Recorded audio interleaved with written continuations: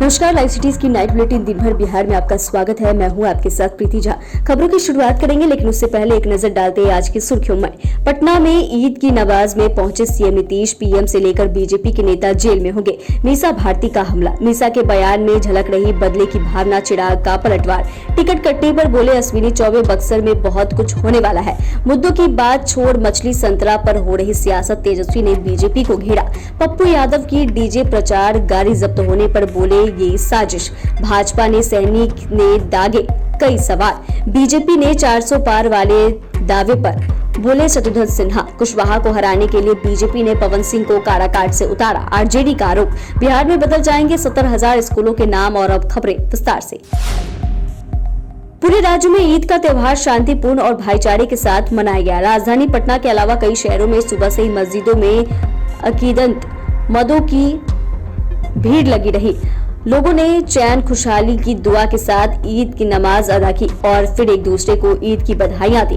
राजधानी पटना के गांधी मैदान में ईद की नमाज अदा की गई। मुख्यमंत्री नीतीश कुमार भी इस कार्यक्रम में पहुंचे। नमाज अदा करने के बाद लोगों ने गले लगाकर एक दूसरे को ईद की बधाइयां दी। इस मौके पर पटना जिला प्रशासन की ओर से सुरक्षा के खास इंतजाम किए गए। मनेर में महागठबंधन की प्रत्याशी सह राजद सुप्रीमो लालू प्रसाद यादव की बड़ी बेटी मीसा भारती ने बड़ा बयान देते हुए कहा कि हम लोग पर परिवारवाद और भ्रष्टाचार का आरोप लगते आया है। इलेक्टोरल बॉन्ड पर कौन जवाब देगा? अगर जनता ने इंडी गठबंधन की सरकार देश में बनाने का मौका दिया है तो प्रधानमंत्री से लेकर भाजपा के नेता जेल के अंदर होंगे।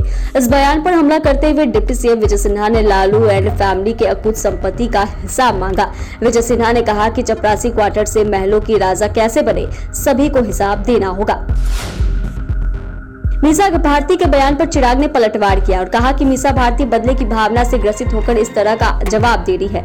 अगर उनके पास कोई आरोप है तो वो आरोप लगाए, इससे उन्हें कोई रोकने नहीं जा रहा। यूपीए की सरकार में हम लोगों ने एक के बाद एक घोटाले देखे। जितनी भी कार्रवाई हुई वह उन्हीं घोटालों के आधार पर हुई है। केंद्र में नरेंद्र मोदी की सरकार ही एकमात्र ऐसी सरकार है जिसके ऊपर घोटाले का कोई दाग नहीं है। इसके बावजूद अगर इस तरह की बात कही जा रही है तो कहीं न कहीं इसमें बदले की भावना झलकती है। बक्सर चौथी खबर। बक्सर सांसद अश्विनी चौबे का बड़ा बयान सामने आया है। बक्सर में मैं रहूंगा, बहुत कुछ होने वाला है। अभी नामांकन बाकी है, बक्सर में बहुत कुछ होने वाला है। आगे कहा कि कौन क्या समझ रहा है नहीं समझ रहा है इससे मुझे कोई फर्क नहीं पड़ता, लेकिन इतना जरूर कहेंगे कि बक्सर में हम ही रहेंगे। जो षड्यंत्रकारी है वो चुनाव के बाद नंगे होंगे। अश्विनी चौबे ने कार्यकर्ताओं से कहा था कि परशुराम का वंशज होने के कारण लोकसभा चुनाव में उनका टिकट काट दिया गया। आगे कहा कि बीजेपी पार्टी उन्हें जो भी जिम्मेदारी देगी उसका वो ईमानदारी के साथ निर्वहन करेंगे। चुनाव प्रचार के दौरान नवरात्रि में तेजस्वी यादव के मछली खाने और संतरा खाने को लेकर बिहार में सियासत तेज हो गई है। फजीहत के बाद तेजस्वी ने संतरा खाकर खुद को भगवाधारी बता दिया। तेजस्वी ने मीडिया से बातचीत के दौरान बीजेपी पर हमला बोला और कहा कि खाने पीने पर सियासत होने लगे तो आप समझ जाइए मुद्दे की बात होनी चाहिए ना।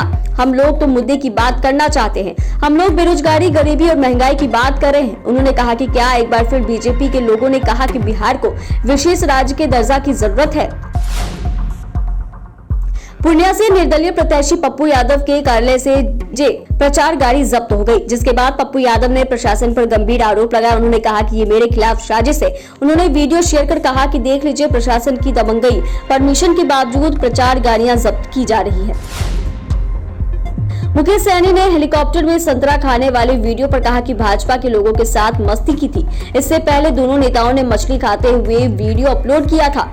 उन्होंने ये भी कहा कि रंगों को भी बांट दिया है। भाजपा के लोगों को यह बताना चाहिए कि युवाओं को रोजगार कब मिलेगा। विदेश से काला धन लाने के वादे का क्या हुआ? लोगों के खाते में 15 लाख लाने के वादों का क्या हुआ? ये लोग मुद्दे की बात नहीं करते हैं। बीजेपी जिस तरह से तानाशाह की सरकार देश में चला रही है, जनता सब देख रही है और समय आने पर जनता हिसाब लेगी। पटना में टीएमसी सांसद शत्रुघ्न सिन्हा ने तेजस्वी यादव के मछली खाने वाले सवाल को सुनकर हंसने लगे और कहा, ईद पर मुबारकबाद देने की घड़ी में मछली खाने की बात की जा रही है। उन्होंने साफ साफ कहा कि नवरात्र के मौके पर मछली खाया या फिर नवरात्र से पहले खाया, इस पर जवाब देने के लिए तेजस्वी यादव खुद सक्षम है। वहीं मीसा भारती के बयान पर कहा कि जिन लोगों ने ये बात कहा है उन्हीं से जाकर पूछिए। साथ ही कहा कि बीजेपी के तमाम नेता ये दावा कर रहे हैं कि लोकसभा चुनाव में 400 सीट पार करेंगे, लेकिन हमें ऐसा लगता है कि कहीं नतीजा 2004 वाला तो ना हो जाए।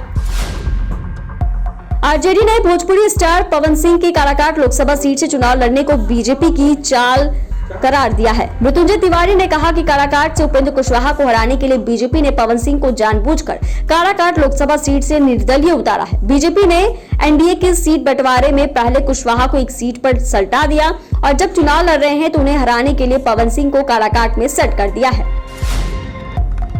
अब बिहार के सरकारी स्कूलों के नाम बदलने की तैयारियां शुरू हो गई है। शिक्षा विभाग ने राज्य के 70,000 सरकारी स्कूलों का नाम बदलने की तैयारी की है।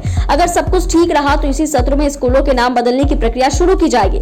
शिक्षा विभाग राज्य के सभी यानी कि 38 जिलों में नवसृजित और उत्क्रमित विद्यालयों से जानकारी जुटाने में लगा है। स्कूलों के नाम राजकीय या देश और राज्य के महापुरुषों के नाम पर रखे जाएंगे। ऐसे स्कूलों के लिए नए नाम की इस शिक्षा कोर्स और UDAS पोर्टल पर एंट्री की जाएगी। चैनल को सब्सक्राइब करें, फेसबुक पेज को लाइक करें। धन्यवाद।